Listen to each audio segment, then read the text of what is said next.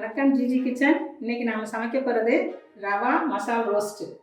முதல்ல ரோஸ்ட்டுக்கு தயார் பண்ணிவிடுவோம். தக்காளி பழம் ஒரு 3 பழம் பெரிய பழமாக எடுத்து கட் பண்ணி போட்டிருக்கேன். இஞ்சி ஒரு 2 துண்டு, அப்புறம் பூண்டு 2, மிளகாத்தூள் 1 ஸ்பூன், சோம்பு 1 ஸ்பூன். இதை முதல்ல நம்ம தேவையான அளவு உப்பு போட்டு அரைச்சி எடுத்துக்குவோம்.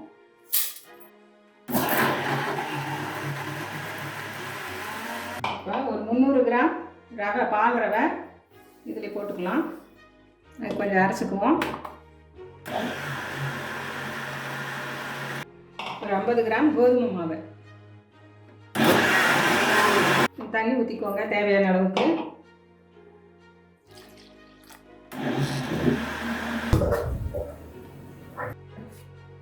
மாவு நல்லா கலக்கி தோசை பதத்துக்கு கலக்கி ஊற விட்டுருவோம்.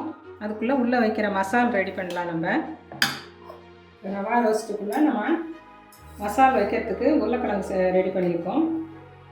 அது எப்படி ரெடி பண்ணுறதுன்னு பார்ப்போம். மசாலோட கடுகு 1 ஸ்பூன் போட்டுக்கேன், இஞ்சி பூண்டு தட்டுனது, கருவேப்பிலை, வரமிளகா ஒரு சின்ன துண்டு, பச்சை மிளகா பொடியை கட் பண்ணது, ஒரு பச்சை மிளகா கட் பண்ணிட்டேன், பெரிய வெங்காயம் 1 பொடியாக கட் பண்ணது. நீங்கள் உப்பு போட்டுக்கலாம் வெங்காயம் வதங்கிறதுக்காக. தக்காளி போட்டுக்கலாம். 2 பழம் சின்ன பழம் கட் பண்ணது. கரம் மசாலா 1/4 டீஸ்பூன், குழம்பு மசாலா 1/2 டீஸ்பூன்.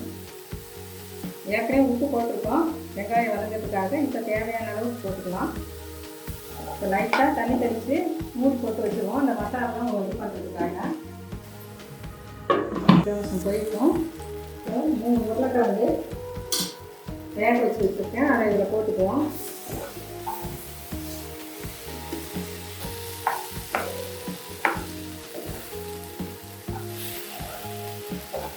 ரொம்ப ட்ரையாக இருந்தால் நல்லா இருக்காது, அதனால் லைட்டாக தண்ணி தெளிச்சுக்கலாம். ஒரு 5 நிமிஷம் மூடி போட்டுக்கலாம். மசாலா ரெடி ஆகிடுச்சு. கொஞ்சம் கொத்தமல்லி தலை கட் பண்ணி போட்டுருவோம்.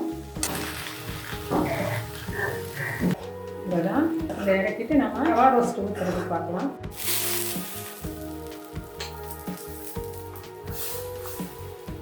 மேக்கால் பருத்தி ஊற்றிக்கிறேன்.